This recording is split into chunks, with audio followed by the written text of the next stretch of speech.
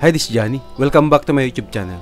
Ngayon guys, merong gustong i-share sa inyo about dito sa ating printer na DCP T720DW. So brother po ito guys. Halimbawa na encounter nyo po ito, yung ink pad full. So ito yung error niya. Kahit anong gawin ninyo dito guys, hindi na siya magpiprint. Kasi ang laging lumalabas na error, ito guys, yung ink box full. So kailangan natin i-reset yung parts ng ating printer. So ituturo ko sa inyo guys kung paano ba natin siya i-reset para masolusyonan yung error na na-encounter natin dito sa ating printer na brother. Yung iba kasi guys, para ma-solve to o ma-reset yung parts ng printer, so ginagawa nila, tinatanggal muna nila yung saksakan, then hinuhold nila yung color sa start habang isasaksak yung power cord. Pero sa atin guys, hindi natin kailangan tanggalin yung power cord para mapunta tayo dun sa maintenance. So gawin lang natin guys, i-press natin yung stop, then menu, tapos mono, tapos yung arrow, so i-press natin 1, 2, 3, 4. And so ito na yung error niya. So machine error 4600. So ibig sabihin guys, nakapasok na tayo sa maintenance ng ating printer. Then susunod na gawin natin guys, hanapin natin yung 80. So para mahanap natin, gamitin natin tong arrow guys. Ito. So 1, 2, 3, 4, 5, 6, 7, 8. Then click natin yung OK. So nakalagay dito maintenance 8. Then sunod na hanapin natin naman yung 0.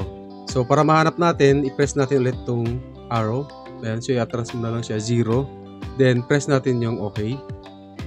And so nakalagay dito maintenance 80 error code. And so ibig sabihin nito guys, kapag ganito na lumabas sa inyo, tama yung ginawa natin na process. Ngayon naman hanapin natin yung parts count. So para mahanap natin yung parts count, so i-press natin to guys, pumunta tayo sa mono. Dito sa start. So i-press natin yung mono hanggang mahanap natin yung parts count. Device info, dot count, ink, page count, DX page, size, dark page, during page, pre-ink, tray page, motion, roller, ink. So ito na siya guys, yung parts count. Then i-press natin yung OK. Ayan, so nakalagay dito yung parts count niya. So ito na yung bilang 007630. Next na gagawin natin guys, hanapin natin yung 2783. So para mahanap natin, so gamitin natin ulit itong arrow guys. So i-press natin yung arrow. Ayan, so unang hanapin natin yung 2. And ito siya. Then okay. Then hanapin natin ulit yung 7. And so 7 na siya guys. I-press natin ulit yung okay. Then next na hanapin natin yung 8.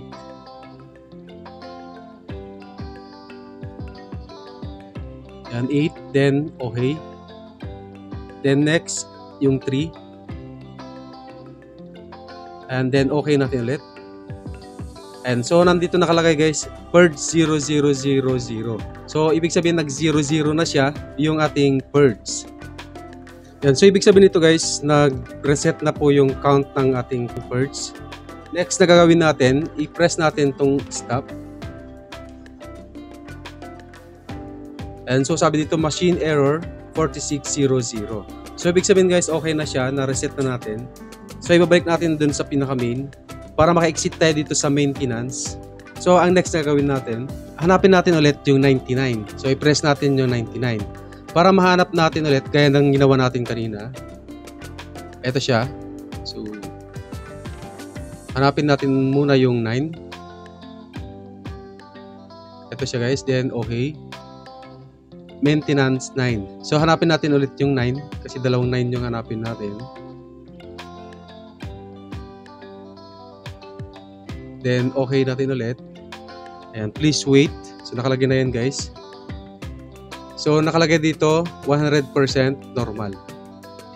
Ganun lang yun guys yung pag-reset kapag ang error ng printer ninyo ink box full error. Ayun lang guys, ganun yung gagawin natin kung nagkaroon ng error na ink pad full. Ganun lang yung gawin natin na solution para ma-reset natin at may balik natin sa normal. I hope na nakatulong yung ating video tutorial at sana nasundan ninyo. Kung may mga katanungan kayo guys, pwede nyo comment sa ating comment section below para masagot natin. Kung bago lang kayo sa channel ko, please click the subscribe button and hit the notification bell para ma-update kayo dun sa mga bagong videos na i-upload ko. Maraming salamat po and God bless. See you in the next video.